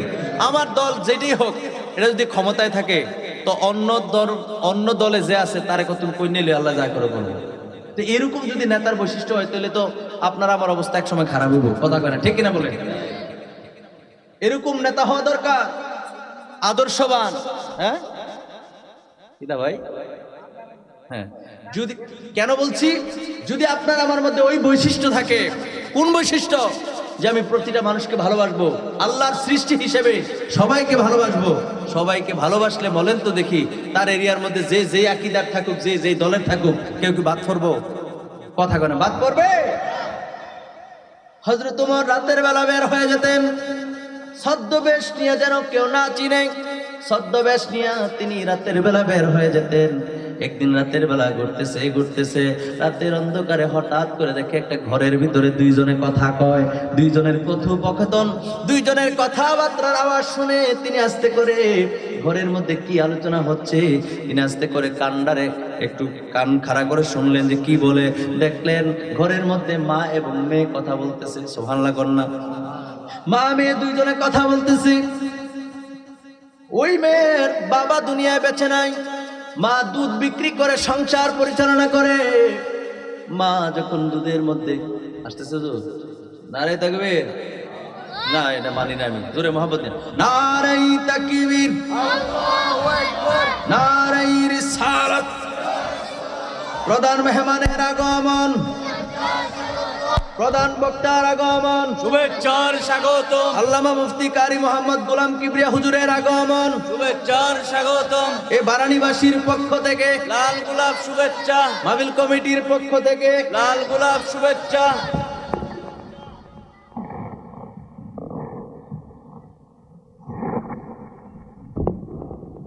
একবার পড়তে পারবেন কি আলহামদুলিল্লাহ? আর জোরে পড়ুন আলহামদুলিল্লাহ। প্রতি রাত, প্রত্যেক রাত্রি বিভিন্ন জায়গায় এই দিন ইসলামের সঠিক কথাগুলি তুলে ধরার জন্য আমার ভাইজান বাংলাদেশের প্রত্যন্ত অঞ্চলে পর্যন্ত দিনের খেদমতে যাওয়া লাগে। এত পরিশ্রম করার পরে ওয়াদা রক্ষার্থে আলহামদুলিল্লাহ আজকের মাহফিলে যে আসছে আমরা খুশি নাকি নারাজ? আরো একটু আওয়াজ করে বলতে হবে, খুশি নাকি নারাজ? আল্লাহ আমার ভাইজানকে নেক হায়াত দারাজ করুক, পড়ি আমিন। আর জোরে পড়ি আমিন। তিনার সঙ্গে আলহামদুলিল্লাহ এই কয়েকদিনের মধ্যে কয়েকটা প্রোগ্রাম হয়েছে, আলহামদুলিল্লাহ বলবেন না? অবশ্যই ভাইজান দোয়া করেন এবং আলহামদুলিল্লাহ আদব তাজিম তৌকির এগুলো যদি মানুষের মধ্যে থাকে আল্লাহ পাকের দয়াও তার উপর আসে। কথা বলেন না ঠিক কিনা? সেই জন্য হুজুরের কাছে আমি নিজেও দোয়া চাই, আমার জন্য হুজুর যেন দোয়া করে। এবং আমি আমার আলোচনার সামনের দিকে বাড়ায়া বেয়াদবি করতে চাই না। আমার আলোচনার মূল যে কথা ছিল এটা হলো যে আমরা আমাদের জীবনকে সাহাবায়ে কেরামের জীবন যেভাবে পরিচালনা করেছেন, সাহাবীদের জীবনী থেকে ওখান থেকে আমাদেরকে শিক্ষা গ্রহণ করে আমাদের জীবনকে পরিচালনা করতে হবে। কথা বলেন ঠিক কিনা? এর মধ্যে মুনাফিকের কথা তুলে ধরেছি, ওয়াদার কথা বলেছি, আমানতের খেয়ানতের কথা বলেছি, যেন খেয়ানত না হয়, তারপরে মিথ্যা কথা যেন না বলি নাই? কথা বলেন, বলেছি কিনা? আল্লাহর ভয়ের কথা বলেছি, রাসূলুল্লাহর মুহাব্বতের কথা বলেছি। আল্লাহ পাক রব্বুল আলামিন আমাদেরকে যেইভাবে চললে আল্লাহ খুশি ওইভাবে আমাদেরকে পরিচালিত করুন। আমরা সকলে পড়ি আমিন। আর জোরে পড়ি আমিন। সামনে নির্বাচনকে কেন্দ্র করে এলাকার মধ্যে, নিজের এলাকায়, নিজের বাড়িতে মারামারি কাটাকাটি যাইয়েন না। মনে থাকবো? কথা কর, মনে থাকবো? মারামারি কাটাকাটি যাইয়েন না। কে দেশকে ভালোবাসে? কে মানুষকে ভালোবাসে? কে গাড়ি পোড়ায় না? কে মানুষের জানমালের নিরাপত্তার জন্য প্রহরী হয়ে কাজ করে? আপনাদের বিবেক তল্লাই দিছে। কথা করে ঠিক কিনা বলেন? নিজের বিবেককে কাজে লাগান, মারামারি কাটাকাটি যাইয়েন না। একই সমাজে বাস করতে হবে, মিলিমিশে ভাই ভাই ঠাইটে হয়ে যেন আল্লাহ আমাদেরকে চলার তৌফিক দেখুন। আমিন। আর জোরে বলেন আমিন। কারণ দেশের এই পরিস্থিতিতে আমরা যদি এই সমস্ত ফিতনা ফাসাদের মধ্যে লিপ্ত থাকি আমাদের সমাজের উন্নয়ন হবে না, বরঞ্চ দিন দিন আমাদের অবস্থা খুব শোচনীয় হবে। কথা বলেন ঠিক কিনা? এজন্য সজাগ থাকতে হবে, সজাগ থাকতে হবে যে কাদের পাশে দাঁড়াইলে আমরা ভবিষ্যতে নিরাপদ থাকবো, আমাদের দেশ নিরাপদ থাকবে। কথা বলে না ঠিক কিনা বলেন? আমি আর বেশি কথা বলবো না। আল্লাহ পাক রব্বুল আলামিন আমাদের সকলের হাজিরিকে কবুল করুক, পড়ি আমিন। এই বলে আমার